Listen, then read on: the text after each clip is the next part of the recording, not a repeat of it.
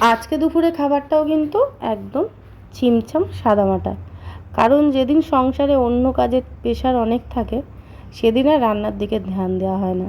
সেরকম আজকেও হয়েছে, অনেক কাজ ছিল সংসারে, তার জন্য একবারে চাল, আলু আর তার সাথে কিছুটা মুসুরির ডাল, লবণ, তেল আর কাঁচা লঙ্কা দিয়ে একবারে সিদ্ধ বসিয়ে দিয়েছিলাম। আর এই ভাতটা খেতে যা অপূর্ব লাগে, একদম সব কিছু দেয়া থাকে, তার জন্য আলাদা করে কিচ্ছু দিতে হয় না। এরকম ঝাল ঝাল করে ভাতটা মেখে, আর এর সাথে কিন্তু ডিম খেতে খুব ভালো লাগে, ডিম সিদ্ধ। কিন্তু আমার ঘরে আজকে ডিম ছিল না বলে আমি একটা পেটির মাছ ভেজে নিয়েছিলাম।